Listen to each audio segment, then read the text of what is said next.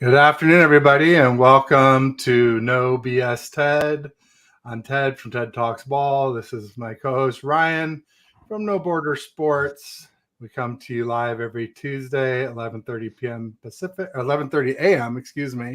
Pacific, 2:30 Eastern. Ryan, how are you doing on this fine Tuesday? Good. There has been no trade of Brandon Ayuk. Everything is great. Gucci. Right? Yeah, that's always good news. Debo's working out with Ricky Pearsall, so that's good news. Well, he said he was a workhorse, and to see him out there with Debo is awesome. It's what you want to see from your new rookies coming in, is working with the vets in their position. Maybe he'll rub off on Debo a little bit. Not to question his work ethic, but his college coach at South Carolina kind of did. He said basically, like, watch him in the offseason. He has a tendency to put on weight. Yeah. So, and we've definitely seen that. Real quick, let's just let everybody know, we're streaming to both channels, TED Talks Ball and No Border Sports. So, if you're watching on a browser, open up two tabs. I just did. I'm watching both shows at once. And, give us a like and subscribe. If you're on TTB, hop over to No Borders. Same thing if you're on Ryan's channel. I'd appreciate if you'd pop over and do the same for me. Real quick, we got Jimmy in the house. He's saying, yo, what's up, Ted and Ryan? Welcome, Jimmy. You got here a little early. Hopefully he's still with us. And you got the clap track back on track. That's good to see. Yep, we're good. No more golf claps for me. I'm sure no one will miss that. And then we got James Renall coming to us from across the pond in the fine UK. Ladies and gentlemen, boys and girls, and all you sexy bunch of spud-faced cabbage lickers out there, we still have BA. Yay. Oh. Hooray. So that's good. That's nice. I mean, there's a little bit of stuff to talk about, certainly. Did you watch the Tom Brady roast at all? No, I didn't. Okay, well, there's a line in there. Robert Kraft came on, and there's obviously some bad blood. There you go, James. Sorry. I was trying to get the other stream going on. So Robert Kraft was on it, and, there's some bad blood between them. Like, he basically called Tom out after he left and said he was high maintenance or whatever he said about him.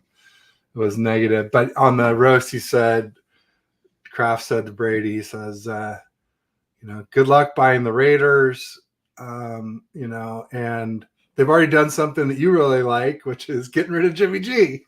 So I thought that was pretty funny.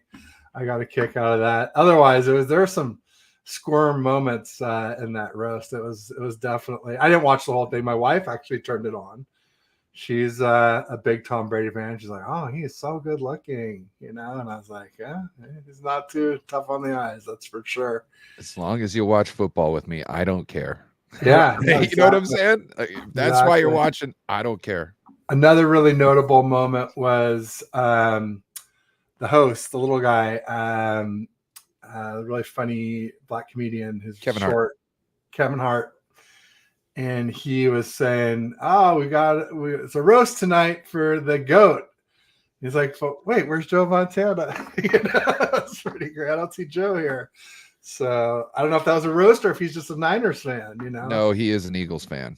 Oh, that's nice. He is an Eagles fan. Okay. He tried when they won the Super Bowl, he talked himself to getting out on the field, and then he just walked up, and somehow he was on the risers when the trophy was getting passed around. He was like, and then somebody was like, "Hey, you're not supposed to be here." He's like, "Oh, Kevin Hart." Yeah, it didn't work. It didn't work. Wow. Well, he's almost famous enough to where you might be able to pull something like that. I mean, it's worth a shot at least. The answer's always no if you never ask. So at least he took a shot, took a swing. And you miss 100% of the pitches you don't swing at, right? Yeah. Got Bebop in the house. Bebop Jones. What up, Bebop? Go Niners, coming to us from Bethlehem, PA. he let me know a while back that that's where the Golden Gate Bridge was constructed and then hauled out here to the bay where it was fabricated and then hauled out here to the West Coast, forged in steel and iron, and then was brought here to the Golden Gate where it was constructed, put together back. I think it was like in the 20s or 30s. The thing got built. So I guess the 75th anniversary was a while back. They just posted up a picture of like when all the people were on the bridge and how it sagged, and they're like, yeah, they designed it well, even with a much higher than expected load. It held up nicely. We won World War II kind of because of Pennsylvania. There you go, building battleships and tanks, and it kept us in steel throughout the whole war. There you go. James says, missed your thoughts on Persall being drafted. Been working when RSoft can't keep up with content. Okay. Well, it's a good time to take a work break. There's not a lot going on, but yeah, we'll get you our thoughts on Ricky Persall. Mine haven't really changed much since right after the draft. I mean, he's our fastest wide receiver at 4.41. I mean, of the top receivers on the Niners, the ones who realistically 40 doesn't mean shit. And he's also one of the better route runners. He has the best hands. He has the best vertical leap. He's a really good broad jump, really good 3-cone, really good 10-yard split. So he's kind of an upgrade over all receivers and all those aspects. Maybe not route running over BA, but the rest, definitely a better route runner than Jennings or Debo. I think his route running can challenge BA, but he can't challenge BA's footwork at this moment.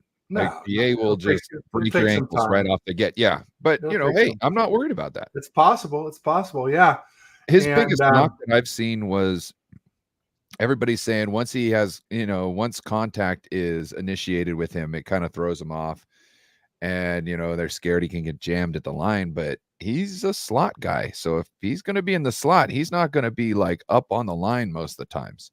He's going to be backed off. So he's going to have a two-way go at whatever he wants. And if they want to try and jam him there and press him there, well, then he's got a chance to break free and go butt naked down the field. So I think the way Kyle uses him until he can kind of figure that kind of physical part of it out, I think he'll be fine. There you go. Got Red Jet Shell in the house. What up, Red Jet? Like and subscribe to our channel. Right. No. Fendi. Bob said yes, sir. That was to the Bethlehem, PA, helping us win World War II with the. Oh yeah. When you talk about men and materials, a lot of the materials came from there. Yep. Yeah, no doubt about it. As far as Ricky Persall goes, and same thing with Jacob Cowing, they sort of signify a little bit of a shift in the wide receiver philosophy away from yak towards route running, with Persall hands as well. Cowing's got some hands issues, and he's a pretty good yak guy as well too. So I think I brought this up last week. I don't know if he doesn't have yak ability. A lot of the catches that I seen in his highlight reel, he was having to, reach behind him or slow up and do all this stuff, which is going to hinder you being able to get yak. Yeah, the Florida QB was garbage. Yeah, so who knows? He might be a yak monster with somebody like Brock Purdy that throws with anticipation. Yeah, I would just say that with the yak stuff, it's probably being de-emphasized a little bit just because yak was huge when you had Jimmy G, where you had to rely on that to get yards, throw short, just get the ball in their hands. But now that Purdy's throwing deep, a lot of times when there's a lot of yards before catch, it gives the defense more time to key in on you and less space for yak, when you make those deeper catches that Brock is so much better at throwing. So even if you are a yak guy, you'll probably get less yak percentage-wise now per catch because there's so many deeper throws. And as everybody's kind of chewed on this for a couple weeks now, it seems everybody loves the fact that he went to the Niners. Yeah. So to me, like the first round reaching and this and that, it doesn't matter as long as you think that's the best guy for you.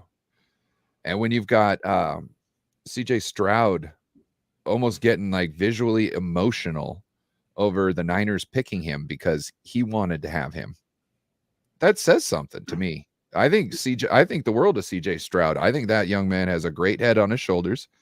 He's all about ball. And if he's gunning for somebody like Ricky Pearsall to have in his wide receiver room, we're lucky.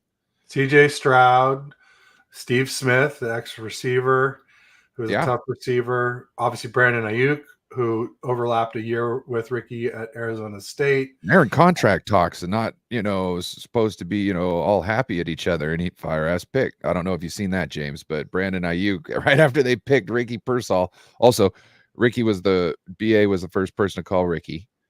And then Ricky was like, or BA was like, that's not going to lie, that's a fire-ass pick. Yeah, he was gutted. He was gutted. You could tell I'm pretty sure the Texans were going to look to get him in the second round, like in a couple more picks.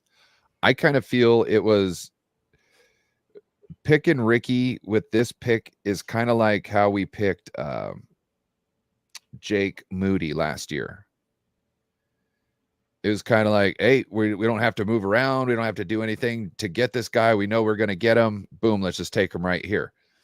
Same kind of logic. Also, first round, 5-year contract. You get the extension if you want. What do you call it? Fifth year option. Mm-hmm. So, I mean, there's a lot of things. And if he is the guy that they think he is, and the media seems to talk about, also his 20, people said that his 20-yard split was just amazing. Amazing. Which I don't care really when it comes to the 40. It's what you do on the field.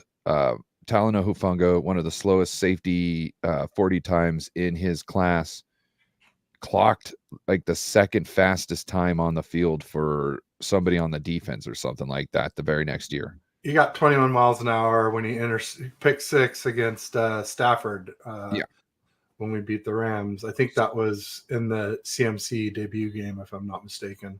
So to me, the 40 times really don't mean much. Actually, no, it was at Levi's, and CMC debuted it at all the people with the fastest 40 times in the wide receiver class last year. A lot of them you didn't hear about. Most not just last year, any year except for Tyreek Hill. That's the only exception to that rule. Cool. Yeah. No, yeah. Usually fast 40 times is sort of a kiss of death for receivers. That's all you got. That's all you got. No doubt. Another person who was very bullish on Ricky Pearsall was Brian Baldinger.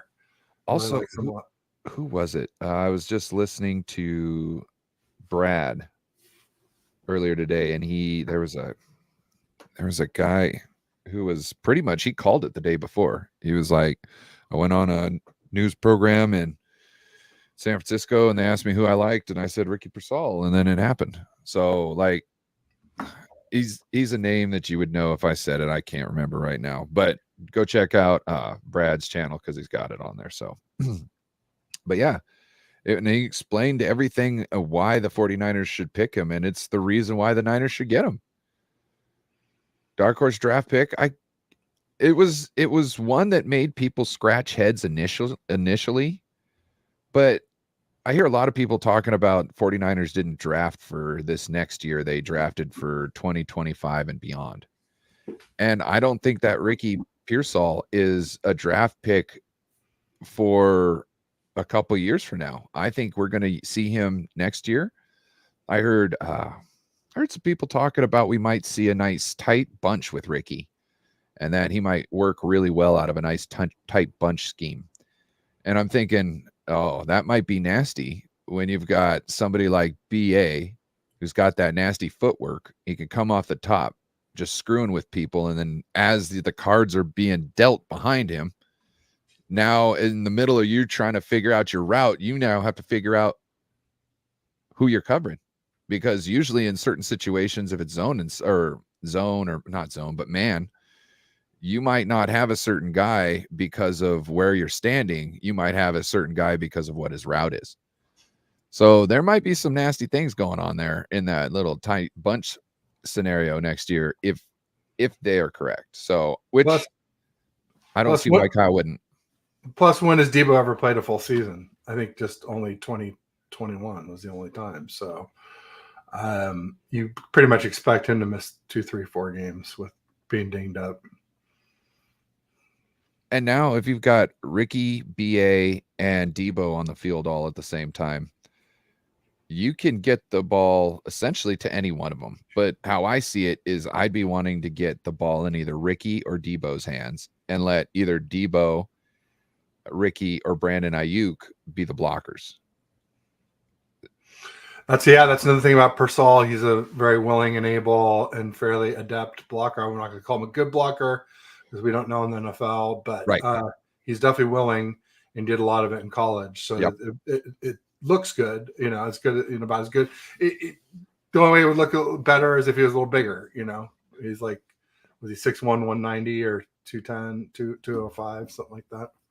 But I feel that obviously I think he's 6'1", 190, yeah. We look for that in receivers, but we also teach that to wide receivers. Yes, absolutely. So I feel he's already got a lot on his palette that he can use.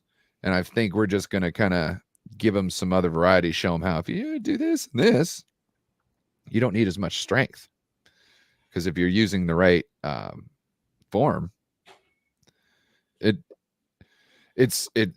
so in wrestling, to get guys to do things, sometimes you've got to just muscle up and get them to do things. But the reason why you train so many different ways of doing things in the wrestling room and different moves and such is because if you get the right move, you can move them without as much energy as you normally would.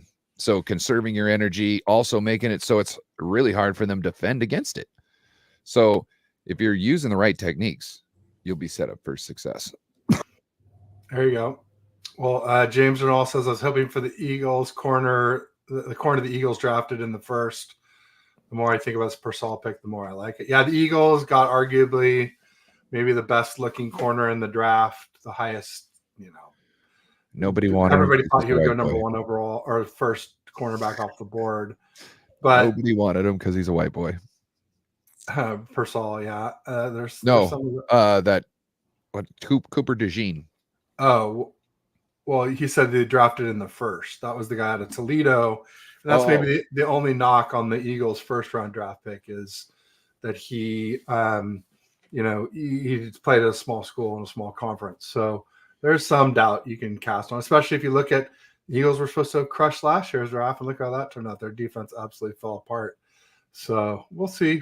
But yeah, that guy definitely was widely acclaimed as the best corner in the draft, overall corner in the draft. Small school really doesn't matter to me as long as the players are, if you can tell the player is intelligent and understands the game, right? If they're just physically gifted and they're going to a small school, that doesn't really move the needle for me because we've seen physical specimens that don't translate all the time. Absolutely. But somebody who's smart and knows the game of football is going to figure out how to stay around. So if they're smart, they're doing, you could tell they know, like D-backs, safety, right? If you know they're processing the information and knowing what the play is, immediately identifying the play and putting themselves in position, it doesn't matter what school you're at. No one's touched them yet. You know what I mean? Before the less talented opposing player has even interacted with them, they are getting themselves into position correctly. That's something that you can't necessarily teach to some people at the NFL, or it's hard to get through their head to get over their instincts of what they've been taught already. So when you got a player who can do stuff like that and you can see those traits in them, who cares what school they're going to? They're applying what they're learning real time. And that's the most important thing. You can train anybody to lift a certain amount of weight, to run, be able to have the stamina to run however distance you want. You can train that into people. That's not an issue. It's understanding what you're seeing in front of you and being able to get yourself in the position to make a play on it is really the biggest thing in football. That's why people talk about, oh, he's a football player, AKA the man knows football, and they're going to put themselves in the situation to make a play no matter what position they're in or what spot they are on the field. There you go. Yeah. Bebop says I like the Malik Mustafa pick. Surefire tackler, reminds you of Greenlaw. Also, Fred Warner was a safety coming out of college too. Smart guy. Yeah, big hitter, good solid tackler. Team captain. The more I hear about him, I hear I heard something like he was a 49ers fan. Yes, he grew up rooting for the 49ers, just like Brandon Ayuk. They're the only two that I'm aware of on the team that grew up as Niners fans. So we got somebody like us playing for us. That's dream come true for me. You know what I mean? Absolutely. Somebody who bleeds red and gold out there bleeding red and gold. No doubt. No doubt. Bill says, I was with Eagles fans in the draft. They were hyped for the pick. Yeah. Is it Quinyon Mitchell or something like that? I think his name is. Yeah, he looks really solid. But I remember when everybody thought Jeff Okudah going to the Lions was going to be some great corner, and he was like top 5 or top 10. And boy, did he bust out in a hurry. So he just got released. I think didn't even get his 5th-year option. So, draft picks miss. It happens. I'm not saying that will happen, but the Eagles, everybody was talking about how great their defensive draft was last year when they drafted basically the University of Georgia defense, and they're finished off drafting them. You know what I mean? Like, because it was a 2-year process. Yeah, that's true. 2-year process. Got Anshul in the house for media. What's up, Ben Ryan? What's up, Anshul? Welcome. And make sure you give him a like and subscribe. Follow him. Doing great stuff. Yeah, absolutely.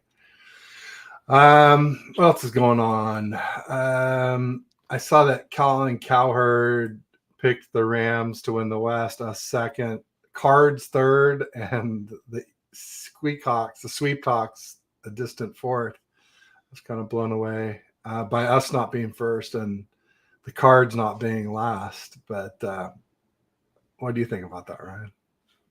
Well, I feel the Cards might be middle of the pack. I don't know where they'll fall, but I have a feeling the Cards, they're on year 2, and they were churning last year. You know what I mean? Not like they were in motion to do anything great, but it seemed like they had their identity and they were trying to get to it. And this year, I think as they draft, they're getting more people that fit their way of doing things. So I think this year they might actually be all right. The Rams, I have a feeling the Seahawks might be last. I do. It's the first year under head coach. They're kind of in a rebuild. They were kind of in the middle of a rebuild, and now they're keeping some of the same focus, but still, I guess, rebuilding, around that. I don't know. To me, Seahawks are up in the air this year. They've got talent on that team. They could be second in the division behind us, or they could be last in the division. Well, my prediction is Niners 1, Rams 2, Seahawks 3, Cards 4. So that's my official, as of right now. I don't know. Got Don't Bother Me, Steven in the house. Steven. What's up, fellas? Welcome. We'll just say hi. We also got the Sentinel in the house. What up, Sentinel? Sure you check out his channel. Give him a like and subscribe. Yeah, us and the Rams. Yeah, I mean, the Rams look good. The O-line looks good. They got Puka. They got Cooper Kupp. They've got Kyron Williams, who was really doing great things last year when he wasn't hurt. And then they picked up that Blake Corum kid out of Michigan, the national championship running back, who showed out in that game, if I recall correctly, or maybe it was the game to get to the national championship. But he's a good-looking running back, I think. Who's their backup quarterback again, the Rams? Jimmy G. That's right. So there's this.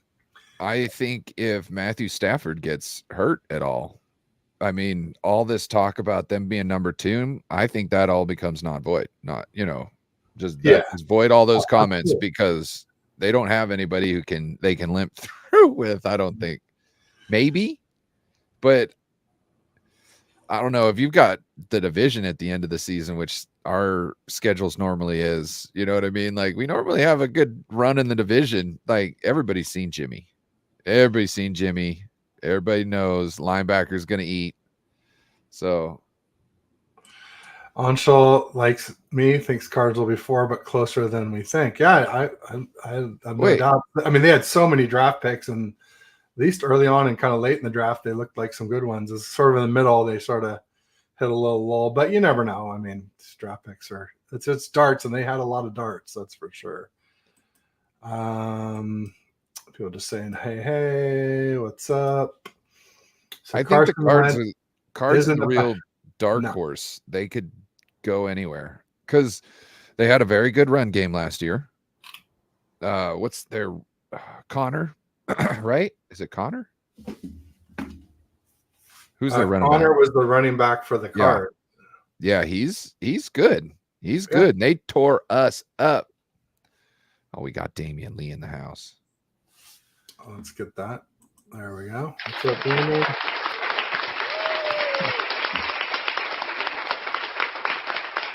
Palpatine. Have David give you my number. There you go. James says might be worth a bet for Jimmy to throw a TD against us. Wonder if I can put that in early odds would be good. Yeah, you'd probably get some pretty tall odds on that one. Although I guess you would have to specify which game, right? Because if you're laying the bet, you got to remember there's 2 chances they're going to get for that to happen. So. Also, who's going to be scoring the TD? Is it going to be our linebackers or is it going to be Fred? Of course. That's a good one, Ryan. I like that. Anshul says Wentz is at the Chiefs. Cowboys fans are sprouting like roaches in Texas. For what? What did they do? I mean, I guess they had a decent draft, but their free agency was like non-existent. They're on life support. Wentz beat us on 3 separate teams. Now he's the backup for the Chiefs. So our only hope is a healthy Burrow. Oh, come on now. I mean, for starters, the Chiefs don't have Rashee Rice. At least I think it's looking like at least half the season he'll be out. Dude. And then who knows what he'll be like when he gets back. And then, they got this Xavier Worthy guy who we just talked about, how fast wide receivers almost never work out in the NFL. I'm not saying he won't work out. I think he'll be a good receiver. I just don't think he's going to be like Tyreek 2.0 or anything like some people are saying. Real quick. Go ahead. We got Jason, Captain Manamaki in the house. Everybody, make sure you check out his channel. He always says Talofa Faithful. That's Hello Faithful and Samoan. Fridays at 6 o'clock. I believe they got a show. So I usually always find myself tuning in right at the end. Like I've got all my stuff done after work and sit down, open my phone, and it's like, oh man, I should have been listening to this. I should have had this playing in the background. There you go. James Ball says Jimmy safer bet for an INT. Absolutely. At least one. People saying hi. We got Mad Dog John LaJoy in the house. And you can tell by his avatar there that his profile pic, that he has launched his own channel. We were talking about collaborating a while back. We still need to follow up and figure that out. I was actually on his channel. Nice. Yeah. Nice. Can't wait. So one way or the other, we'll get that going. John, just stay after me. And then Burrow's the first QB since Brady to go to Arrowhead and rip those catsup and mustard jersey wearing hearts. It's true. It's true. It's a rare feat, but even without having home field advantage, the Chiefs still made it to the Super Bowl, even without being at Arrowhead all the way for the first time. So smash. I still remember the Niners smash Massey when it was before he became the captain with the captain's hat. So it's Captain Niner Smash Massey. That's how we all started out anyway. I don't even say Jason. It's just Captain Niner Smash Massey. There you go. And really sorry, you're no longer Jason. At least I know we'll sweep the division and make it that much easier to get the first seed again. I don't know if we're sweeping the division. I don't know about the Rams. Yeah, that they fixed their. I mean, yeah, I was saying they got good offense. They really revamped their O-line. They got good weapons. They look like they made some good picks on defense. Now, obviously, they lost Aaron Donald. I think anybody picking the Rams to unseat us must not be taking that into account, because that's just a massive loss to lose a player like Aaron Donald, who for a long time was the best defender in the NFL. And you need like two to three people to replace him on your line at the same time. But I don't. He's like having 12 people on the defense, or like 12 and a half people on the defense. Really? Yeah, no, I agree. You got to triple team him all the time, no doubt about it. And still, that's not a sure thing that you're going to be able to block that bastard. No doubt. Jason says, benefit being unemployed. I get to catch your guys' show. LOL. Well, hopefully you find work soon. It's rough here in the Bay Area for sure. NorCal tech's hurting, biotech's hurting. Oh, he's up here in Washington. There's a lot of people looking for work right now down here, but I'm sure it's not just the Bay Area. Maybe a little more because it's so tech focused, but I think it's people. There's a lot of people hurting across the country right now. Well, Boeing is big in this area, so that's a thing. But the shuttle might be launching today. They were supposed to launch it last night, but they had to call it. Just for everybody to know, Boeing's testing its new capsule, and it's going to have people in it. So, my wife was reading me something about some Boeing whistleblower got like not a staph infection, but a worse type of infection. What's the worst kind of infection than staph? It's like MRSA. And she's like, oh, like seems kind of dubious. I'm like, I don't know. Well, the first one seems once you've blown the whistle, what's the point? I mean, the cat's out of the bag. You can't put the toothpaste back in the tube after that. When you haven't testified yet. There you go. Then I guess there is some truth. All right, that makes sense. Bebop says, let's go Bengals, LOL. Well, they're missing Tyler Boyd now, and maybe even T. Higgins has been asking for a trade. So that'll be interesting to see what happens with the Bengals. If anyone would be down to do a weekly show, hit me up, and looking for more people. There you go. I'm doing Monday, Tuesdays, and Wednesdays now. I think that's good for the off season. But as we get closer to the season launch, if you still need people, let me know.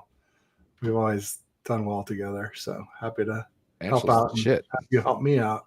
So that'd be great. James is out. Much love. Yeah, it's getting late over there in the UK. Appreciate you, sir. A little bit past midnight. You probably gotta get to bed so you can get to work tomorrow. What have you heard about the UDFA QB that we picked up? Tanner. I fucked it up early. He's from University of Wisconsin. He's very fast. He's like a 4.46 40. He's got a couple 50-yard runs. Yeah, he's got it's a lot like Purdy, maybe a little faster. A lot to like. I mean, he could easily beat out Brandon Allen, and some people think he might even beat out Josh Dobbs with a little bit of time. So Mordecai, that's it. That's it. Shout out Sentinel. There we go. Yeah. Did you guys hear about Christopher Mezzavia? Is that the Boeing whistleblower? I don't know the guy's name. He says, I hate the job market. Been trying to get an internship. Yeah, it's brutal out there. Got Dave McNiner in the house. What's good, Ted? What's up? Aren't internships like free? So wouldn't that be easier to get? Well, it's all the same. I mean, it's like there's only a set number, and if people aren't working, then they're more willing to take an internship. And so it's like, just to get their foot in the door. And so it all rolls down. Bebop. Bob. You need an emoji after that, like just sipping my tea here. Yeah. Bebop, if anybody asks, I will let them know you have no idea what's going on with the Boeing shit. Okay.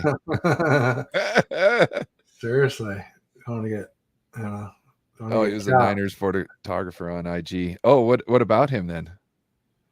No, I didn't hear about it myself. Yeah. Yeah, please fill us in. I'm sure other people in the chat would like to hear also.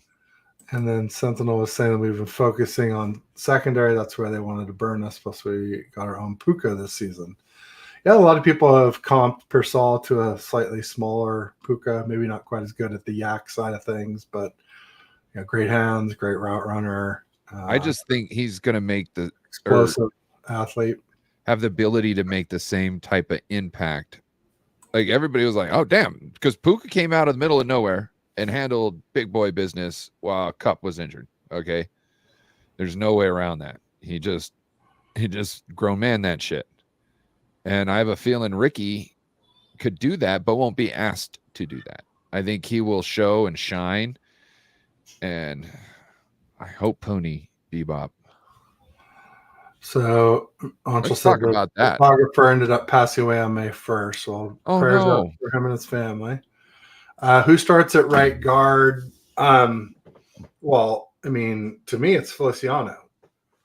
And he's out. He's already said this is his last rodeo, and he's retiring at the end of the season.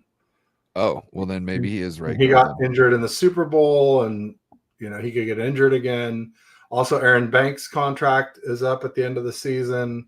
So if we aren't able to extend him, then we might have a need at left guard, which is where Pooney has way more experience. So doesn't matter which side, I think, when it comes to guard. Well, and then the Kingston guy could fill in for one of them too. So we're, those two look like 2025 potentially picks if Feliciano indeed retires and Pooney or Banks, gets a too big of a contract somewhere else, because there's getting some big contracts for guards that aren't even Pro Bowl guards out there, like into the teens of millions of dollars per year. And we just don't value guard that highly to pay. And Banks hasn't been that great to deserve it. Let's be honest. I mean, he's been good, but he's not. That also might be another reason to extend him, because you can talk him down. And then you have plug and play. So only if he really likes it here and likes California, and there's reasons why that could be tough. But yeah, I think we're going to get a whole musical chairs from the right guard on. So like McKivitz they're going to try people out in all different sorts of positions. McKivitz might not. He could play center too. Well, yes, but I don't think they're worried about him playing center just yet. I think I think eventually it'd be nice to have him at center. He seems like he's very mean and nasty on the line, which I love a center who is just full of piss and vinegar, and just you look at him wrong and he wants to run you over. Love guys like that. So love to have him at center. It's just you don't want him calling the protections just yet. You want him figuring out the offense, and then maybe next year sliding over there, because he's a smart dude. He's a smart dude. He can figure all this stuff out, but there's no reason, if you're trying to get to the Super Bowl, that you don't just play him at guard if he's got this talent. This is the other thing. Feliciano, last year, this and that, but he's great because he can play all these different positions.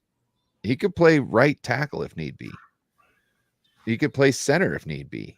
He was our backup center last year. So yes, he could be starting, but also he might be the journeyman rotating offensive lineman that could play every freaking position, because he might play guard until, let's say, McKivitt gets hurt, and then just move outside, and then Pooney comes in and plays guard. They might even move Burford out to right tackle, because Burford had a lot of experience out there, but then he came to the Niners, and you can't play tackle unless you're 6'8". So he had to move inside and play guard, and he's been sucking ever since. And now, one thing I thought about last year, his arms got so big, and I was just thinking, I wonder if he's having problems staying in the stance. But then, because normally, tackles, if he was a tackle, he could have been in a 2-point stance the whole time. So one reason why he might not be able to stay out on the field all the time, because his arm's getting weak. It's not used to being in the dirt all the time, supporting all his weight. Conditioning. Yeah. So that's one thing I thought. That's not necessarily true or anything. It's just something I thought, but yeah, I have no idea. Captain Smash Massey says we got Drake Nugent from Michigan to play center of the future, but we had a center last year who was undrafted who we all thought was going to take Brendel's spot, and that sure didn't happen. If anything, it was Brendel and Brunskill going for the starting job, or maybe that was before Brunskill. That was after Brunskill left. But anyway, it'd be interesting. The thing about the guy from Michigan, they had a great O-line, but he's short. He's only 6'1", and he has short arms. But as far as his production in college, it was good. Michigan had one of the best offensive lines in college, and he was one of their better offensive linemen. So it wouldn't shock me. It wouldn't shock me. Niner Smash, Captain Jason Massey. And look, there might be a competition for center this year, but I just don't think that going into a year where you're like, I'm ready to hit the Super Bowl, that I really want to mess with that position. No, he's a good pass blocker too, relatively good. He's just not much of a run blocker. But I feel like that was one of the shifts in our draft. Pooney and Kingston aren't great run blockers. They're both better at pass blocking. Neither allowed a sack in 2023, and Pooney didn't allow one in 2022 either. So those were the three big shifts I saw in the draft profile of our players. We talked about one earlier: wide receivers, less yak, more route running, more hands. Offensive linemen, better pass blocking, less run blocking, and just the overall shift away from the Trey Lance type to the Brock Purdy type. Lots of old, experienced, proven players. The only player who's kind of traitsy and didn't have a lot of proven college experience is Isaac Guerendo, the running back. And he, a lot of people say that he could be better as a pro because he's a good blocker and a good receiver. And some people have even said maybe he'll be a fullback and replace Juice. So who knows? But all the rest of the guys were like, 4 years, 5 years, 23, 24 years old.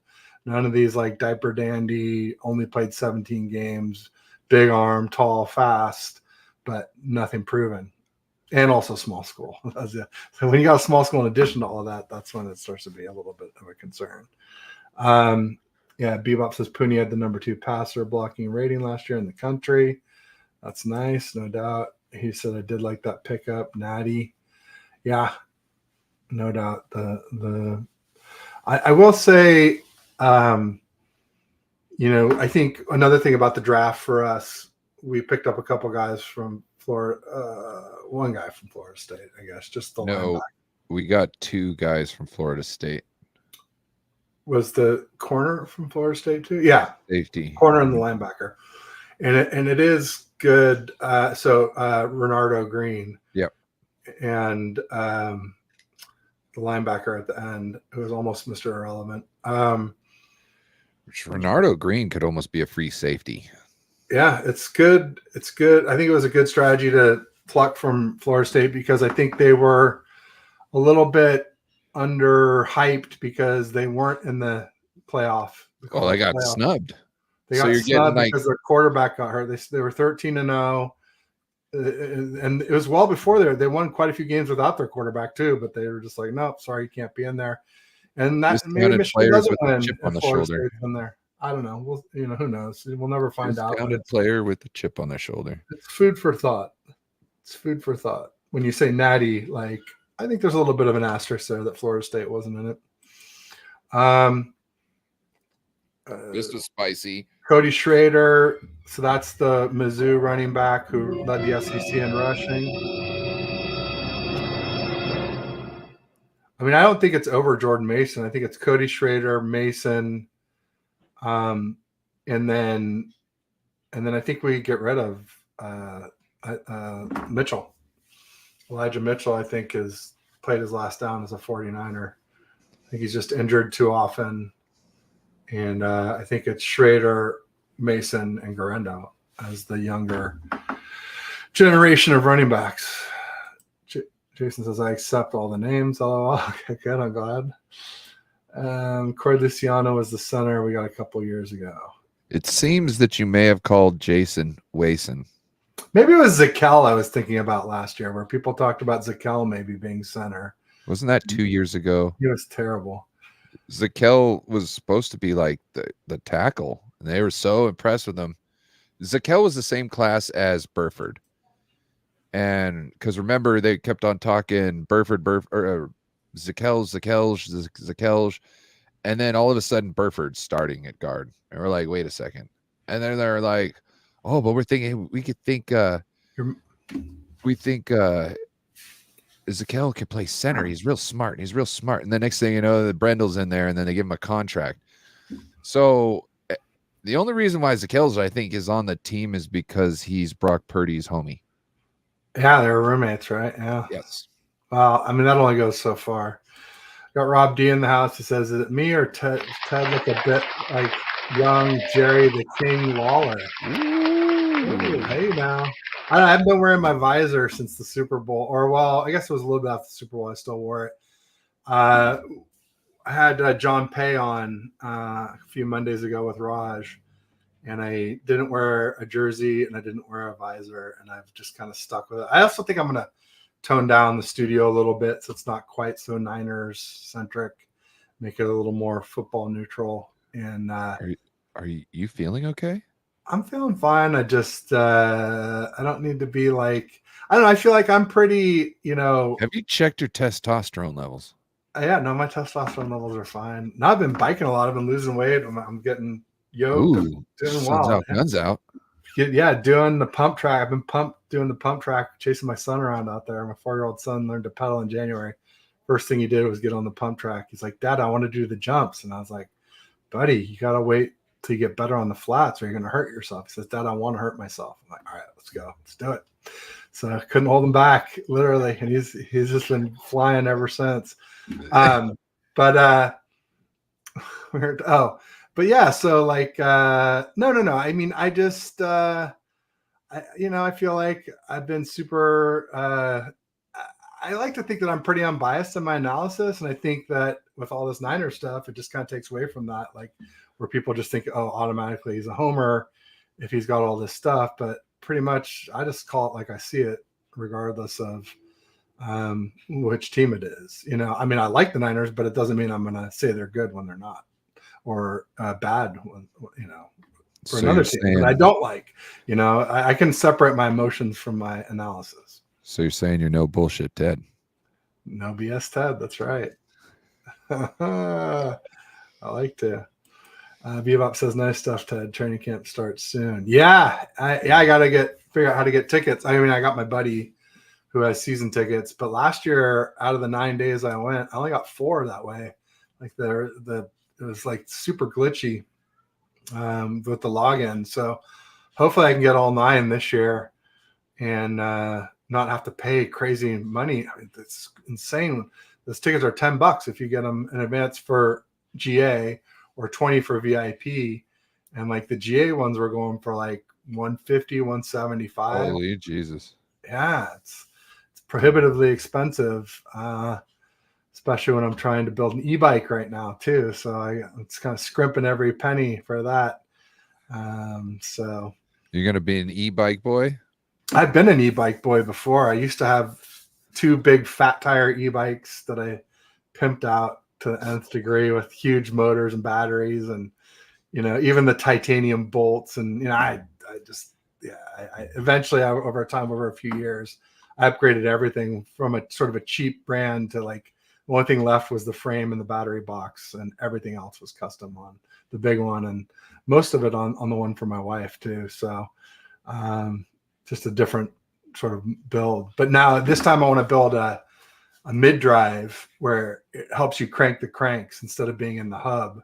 So the advantage of that is you get to use the gears, and the disadvantage of that is if you break a chain, then you have no pedal power or electrical power. But it's better for climbing hills essentially and trail riding. So I found a really cheap downhill bike. Not cheap, inexpensive. I got a really good deal on a really great bike. Probably a $2,000 worth used. It was probably 5,000 new, worth 2,000 now, and I got it for $500. So I've been scouring Facebook Marketplace, Craigslist, what else? Pink Bike. That's where I found this one, which is more national, which is tough because you find all these deals. You're like, oh, nowhere near you. it's the Eastern Seaboard or Canada, or it's like this guy was in Mountain View, like right around the corner. I was like, oh, what are the odds? So that worked out well. Go to the next one. Damian Lee. Yeah. I like it. You guys are supposed to read it out loud. Sorry, a trash truck just passed me. I thought it was a Cowboys bus. Honest mistake. There you go. There with the track. Thank you. I like it, Damien. Trying to go to multiple games this year, hopefully. Yeah, normally I go to at least 2 or 3 or 4 a season. I will say that my buddy who has season tickets told me that he's planning to sell some, though, just because it's so expensive going to. And he went to every, or not every, but I mean maybe all but one home game last year. So I may not have as many opportunities to go. Hopefully the couple or 3 he goes to are with me, and screw all those other people he's been taking. We'll see what happens. Not to be selfish, but hey. He was saying he wanted to go to the practices. Didn't use that money for a VA. Yeah, I know. I don't want to use it for that, but I do really want to go to training camp. I thought it was really valuable last year, other than the fact that, Purdy looked bad and I said it and people got after me for it, but he did. He was bad. He was bad in camp. He was not great at the beginning of the season, and then he got great during the season. So, but it makes sense now because he was injured. Yeah, coming back from injury, first time he was really throwing. It all 100% by week 1. But that doesn't mean it shouldn't physically, be and then you got to get 100% mentally after that. Yeah, absolutely. No, that's what I expected. I expected everything. I just didn't think he would improve so much. I thought he would improve some. I just thought he was near his ceiling, and he blew that lid off that ceiling. What I thought was his ceiling, and now I'm saying I think he could improve a little bit more because obviously his first full off season as a starter, he's going to get a lot of reps, and assumably. So I'm excited to see him take at least a little jump.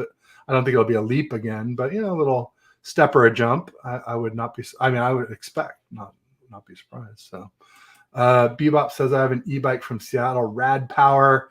Yeah, they were a competitor of the brand I tricked out. I had a Sondors, which is a cheaper, crappier version. The Rad Powers have like 750 watt geared hub motors, 48 volt batteries, nicer components. The Sondors were just like this Indiegogo thing, and most of it was junk, but they're a lot cheaper. You get them for like $600, and then you had money to modify them. And so like I bought them for me and my wife, and one of them, like I bought one with a fork, and then I tried to buy a second one and they ran out. I'm like, well, I'll just buy it with a rigid fork and I'll add an aftermarket fork. And then it was like, God, they're expensive even for the crappy ones if you buy them separate. So I'm like, oh, I'll buy a good one. I'm like, oh, and there's this cool. So I ended up buying all this stuff before it even arrived and upgrading it to be pretty much a street legal motorcycle. Essentially, go 25 miles an hour. But the key was it would go up steep hills in San Francisco where I used to live. And that was what I didn't build it for top speed. It would go 25, but it would get there in a hurry and go up steep hills, even though the bike weighed 80 and I was like 300 when I started and probably 250 when I finished. So I started at 330 a couple months ago. I'm down to 300, hopefully back towards 250 again soon. Rob D, laughing. Camp is where you try things out. People care way too much. Yeah, but you know what? Like Lance was good in camp. Ayuk was the best in camp. Kinlaw was good in camp. Kinlaw played well. Ayuk had his career season. Chris Conley was really good in camp. He was great in the playoffs. So like there were. He saved our ass. And honestly, if you want my opinion, Lance beat out Darnold. Like there just was no competition. Kyle basically, when he signed Darnold, he's like, "You will be QB2," and he pretends to have these QB competitions, but he never really does. He has the guy he wants, and that's who's going to win the competition. And that's kind of what Willie Snead and Ray were saying too, essentially. But I don't know how Snead is going to beat out, Deebo, Ayuk, or Jennings. Like that's it. I don't care how open the competition was. He's not as good as those guys. Period. So maybe a few years ago, but not anymore. Darwin's Raven in the house. That's Levi. He's obviously a Ravens fan. He's saying, "What up? What up?" Make sure you go check great guy. Thanks for joining us, Levi. Bebop says, love my e-bike. Which one did you get? Did you get the, so they have one called the Rad Rover. That's that's the fat tire one. And then they have one called the Rad City, which is more of a commuter. I kept my Sondors commuter. All mine were heavily upgraded, though, bigger batteries and motors and everything. And then they also have one, Rad has one called the Rad Wagon. And then it's got like this long bench in back where you can stick a bunch of kids, 2-3 kids on there, and have it be like a little school bus, e-bike school bus to take them to school or what have you. He's got the Rad Runner. Rad Runner 2 plus. Okay. I think that one might be a step through. I forget. Or is that the one with this like single gear? Kind of a fixie almost, but it's an e-bike. You have to tell us about it. Bebop. I don't have time to look. I try not to look things up while I'm doing the show. I always wanted, have you seen the scooters that have pedals? It's an electric scooter and it has pedals. So like you can pedal down the hills and charge the battery, and then you use the knee to go up it. Really? No, I haven't seen that. Oh, yeah. I've seen there's one called a Saran that's like basically a motorcycle with pegs, no pedals on it. Looks like a dirt bike, like a Yamaha type of dirt bike, 2-stroke. Rob says you can't spit without hitting an e-bike in NYC. It was like that a long time ago in NYC. Last time I was there, there were people doing deliveries on e-bikes, but now people have them in their apartments. But then a couple buildings burned down because of these lithium-ion batteries, and now they're all supposed to be UL listed. It's very expensive. So like, one of the things that's nice about them is they're, inexpensive mode of transportation. This UL listing is kind of making everything cost twice as much as it should for folks, which is kind of a bummer. But no, e-bikes are great. It's a lot of fun. You just feel like a kid again. And especially if you're bigger and trying to go up hills, or even in the city. I'll tell you what, I lived in sort of the northeast corner of the city, the marina. And if you're riding out to the Golden Gate Bridge, like 99 times out of 100, you got a stiff headwind right in your face the whole way out. Like going upwind is no joke too in a windy area. So if you're going upwind and or uphill, e-bikes are great. Absolutely. And or if you're just trying to get somewhere really fast, go, you can pedal 15, 18 miles an hour pretty easily, but if you need to go 20, 25, 28, e-bike's way better for that too. Also, if you live in the city, you know what I mean? Like you can pedal if you need to, or like, hey, I pedaled to work this morning. I can just cruise home tonight. There you go. All right. Now I gotta look up this Rad Runner. Hold on. Before you do, let's go to Darwin's Raven stuff. Okay. What do we got? It's the right below it. He's talking about these stuff's going to take off. There's a giant lithium vein they found near Nevada and Oregon border. Oh, sweet. Because that's one of the big bottlenecks is it all comes from China. Well, not the lithium, but the lithium ion batteries. Yeah. The lithium, a lot of it comes from Chile and South America. And so, and I believe Canada. Maybe Canada. I just knew Chile. And things have changed. I got out of it for a few years. Like we got a dog and I stopped riding so much. And then Ford, my oldest son, was born and I really stopped. And that's when my wife was like, get rid of the bikes. You're just taking up all this space. So I literally gave them to a neighbor in San Francisco. This is a funny story. Just so like, I'm like, hey, make sure somebody gets these and rides them. That's, I got no time to sell them. And they're kind of hard to sell, these modified bikes, when you have a lot, when it says Sondors, which is a cheap brand, and you like, no, it's actually like a $4,000 bike with all the parts on it. Nobody knows how to value it essentially. And so gave it to my neighbor. He tried to sell it and then he ended up selling it to a friend of mine. And so my friend still has the 2 bikes. And so as I'm trying to get this new bike built and I can't afford a battery, I'm like, hey, can I borrow one of those batteries back? And so it's right here in this, it's like a big triangle in this backpack. And that's how I'm going to ride it at first, is with a big, heavy battery, probably heavier than a car battery, on my back to get started. Probably weighs 15 to 20 pounds.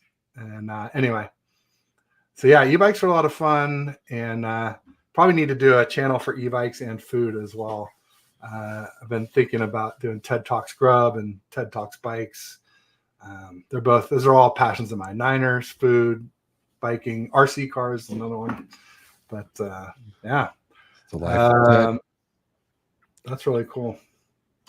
We just need to get I think we need to get off these lithium batteries, though. We need to figure out how to take salt water and create a battery off of it. You know what I mean? Something that's you don't have to dig up, something that's not so well, because it's supposed to be a green technology, but recycling these batteries is this is what I'm saying. expensive and dirty. It's a lot dirtier than, and a lot of the clean electricity comes from coal plants. So I just when want everybody thinks it's so clean, it's clean right there at the scene of the crime where you're riding around and stuff. But making the batteries and disposing of the batteries is not clean.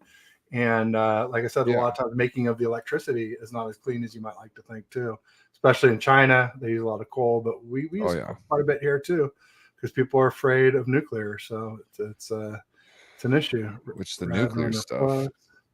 Oh, okay. Yeah, let me look that up. Oh, fun fact coming for me. What's that? I don't know. Darwin's just said fun fact coming for you. Oh, there you go.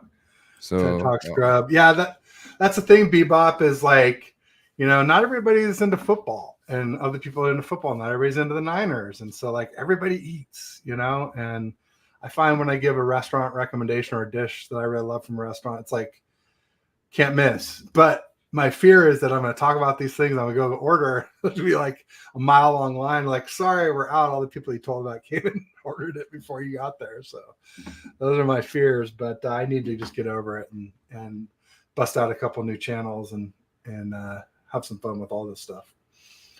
Let's see. He says now we produce graphene.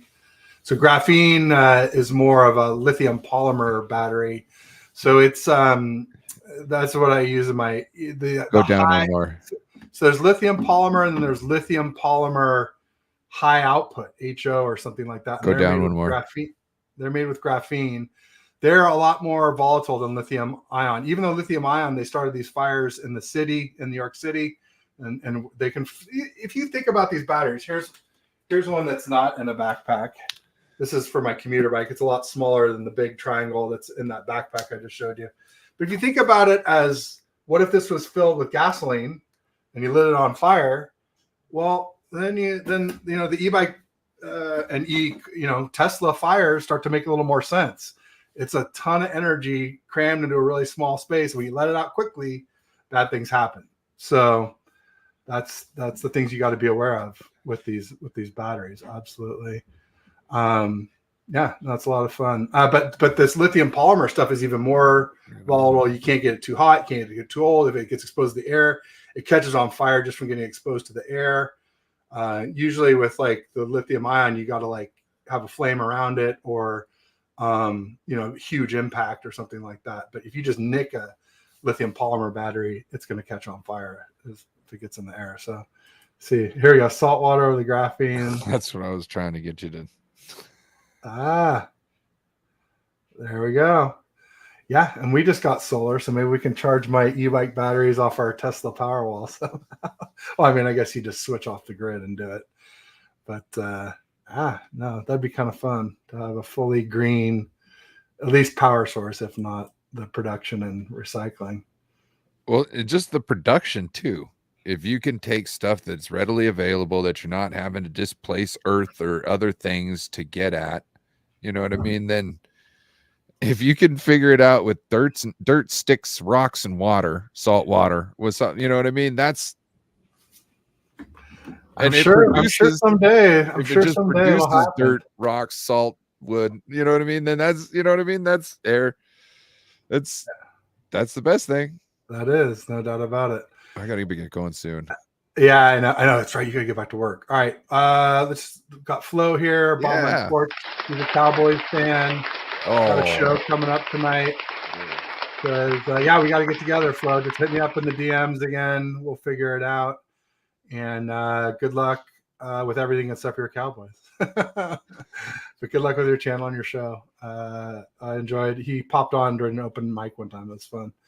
And then Seahawks Eddie in the house. What up, Eddie? Hit the wrong button. He's a Seahawks fan, but he's actually pretty cool, along with Joe Stevens and Candace Haggins, who I've had on a few times. Those are my top 3 Seahawks fans. My most hated fan base, but I like their creators, actually. They're actually good folks. So not bad. like Iron Man's dad, he knew in the movie, get free energy was restricted by the tectons. Yeah, no, that's true. That's true. And you know, people think, oh, windmills, they're clean, but then they like take out birds flying by that don't have peripheral vision. And anyway, we got way sidetracked here. I know Ryan's gonna get back to work. So let's just say thanks to everybody who came by. Thanks to Ryan for putting up with me every week. And let's give it a peace and go Niners. Go Niners.